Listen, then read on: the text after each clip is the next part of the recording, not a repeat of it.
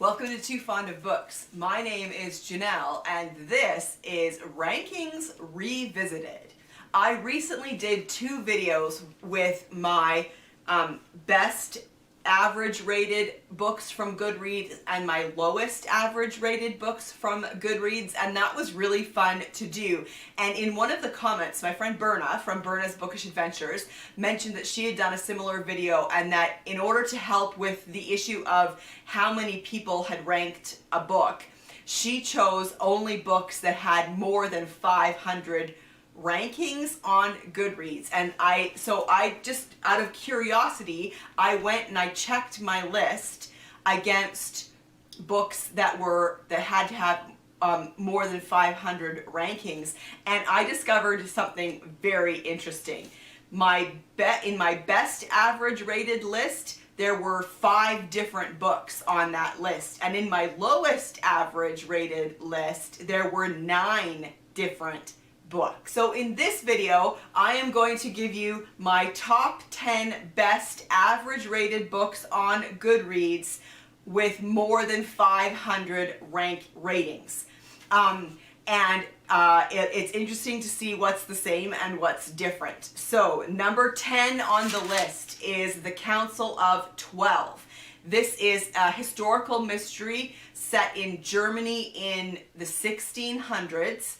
I love that series. It has an average rating of 4.44. I gave it a 4. Number 9 on the list is The Green Mile by Stephen King. I think this is the only Stephen King book that I've ever read. I don't actually have an interest in reading any of his other books. That one has an average rating of 4.45 and I gave it a 4. Number 8 on the list is The Two Towers by J.R.R. Tolkien. This is the second in his 3-part Lord of the Rings trilogy, and that has an average rating of 4.45 and I gave it a 4. I did love it. It wasn't my favorite of the 3. Coming in at number 7 is All the Devils Are Here by Louise Penny.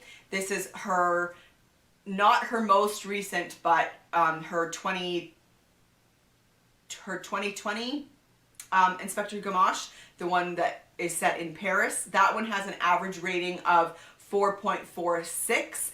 I gave it a 5. I loved that one.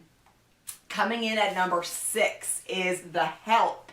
Now this one had the most ratings I've ever seen of a book. This one had 2,369,433 ratings on Goodreads. Wow, right? It has an average rating of 4.46. I gave it a 3. I liked it. It's not the kind of book that I normally read, and maybe that's why I only gave it a 3. But yeah, I thought that was interesting, the sheer number of people that rated that book. Coming in at number 5 is The Complete Sherlock Holmes. This has an average rating of 4.46 and I gave it a 4. Coming in at number 4 is The Nightingale Nurses, which is historical fiction set in London right around World War II. This one has an average rating of 4.49 and I gave it a 4. Coming in at number 3 is The Man Who Died Twice by Richard Osman. This is the second in his series about the 4 people who live in a retirement village in England. It's an amateur sleuth style mystery, really fun. It has an average rating of 4.53 and I gave it 4.5. Coming in at number 2 is Written in My Own Heart's Blood. Now there's a new Diana Gabaldon. This is from the Outlander series. I thought it was the last one, but apparently there's another one coming out. This one has a rating of 4.53 and I gave it a 3. And then coming in at number 1 is The Return of the King, the third in the Lord of the Rings trilogy.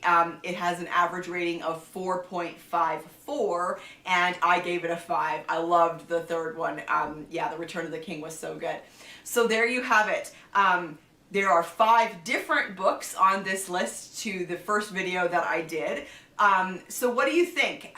What do you think of the differences when you choose books that have more than 500 ratings? I thought that was a really good idea, and it also helped with kind of that averaging out. It made that maybe a little more accurate. Anyway, let me know what you think. Have you read any of these books? And do you find that your ratings are close to the average rating for a book on Goodreads? And I will see you for another video soon. Bye.